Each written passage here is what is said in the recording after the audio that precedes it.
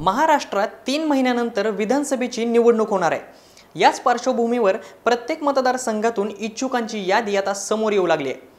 प्रत्येक पक्षातील कार्यकर्ते व पदाधिकाऱ्यांना आमदार होण्याचे वेध लागलेत। तसंच त्यांच्या मनात आपला नेता मुख्यमंत्री व्हावा यासाठीची इच्छा देखील समोर येऊ लागली आहे। महाविकास आघाडीमध्ये ज्याप्रमाणे काही दिवसांपूर्वी मुख्यमंत्री पदावरून कलगीतुरा रंगला होता, आता तसाच महायुतीमध्ये देखील रंगलेला आपल्याला पाहायला मिळतोय। एकनाथ शिंदेंच्या नेतृत्वातील शिवसेना, भाजप आणि अजित पवारांच्या नेतृत्वातील राष्ट्रवादी काँग्रेसमध्ये मुख्यमंत्री कोण असणार याबाबत रस्सीखेच सुरू झाल्याचं पाहायला मिळतंय।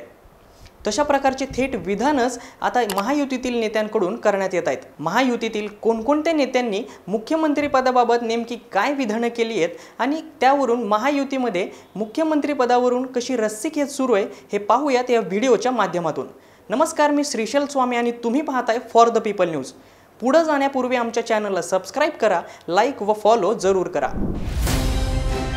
भारत दुनिया का सबसे बड़ा लोकतंत्र और NLC भारत देश का सबसे बड़ा गैर राजनीतिक मंच। शक्तिशाली लोकतंत्र के लिए राहुल कराट का सार्थक कदम। मुंबई में हुआ ऐतिहासिक प्रथम राष्ट्रीय विधायक सम्मेलन।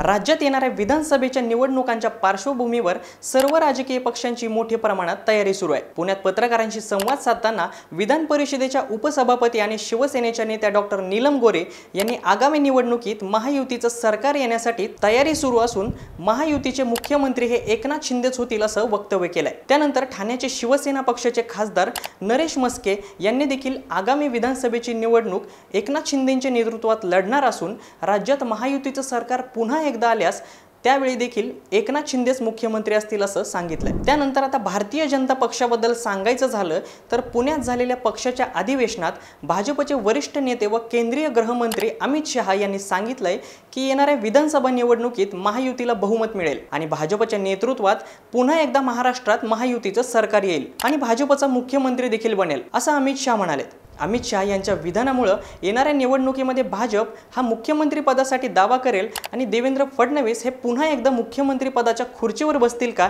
अशी चर्चा आता राजकीय वर्तुळात सुरू झाली आहे। आता राष्ट्रवादी काँग्रेसबद्दल बोलायचं झालं तर 22 जुलैला अजित पवारांचा वाढदिवस। त्यांच्या वाढदिवसानिमित्त महाराष्ट्रामध्ये अनेक ठिकाणी अजित पवारांचे भावी मुख्यमंत्री म्हणून बॅनर लावण्यात आले। या सर्वात विशेष बाब ठरली ती म्हणजे काल पिंपरी चिंचवडमध्ये अजित पवार यांच्या वाढदिवसानिमित्त कार्यकर्त्यांनी अजित पवारांना शुभेच्छा देत त्यांना एक अनोखा केक आणला, ज्यावरती मी अजित आशा अनंतराव पवार महाराष्ट्र राज्याचा मुख्यमंत्री म्हणून शपथ घेतो की अशा आशयाचा एक मजकूर त्या केकवर लिहिण्यात आला होता।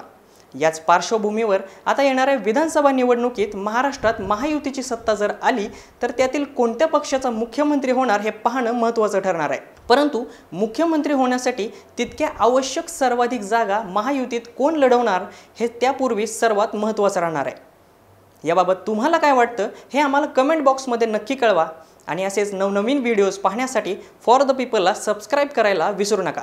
धन्यवाद।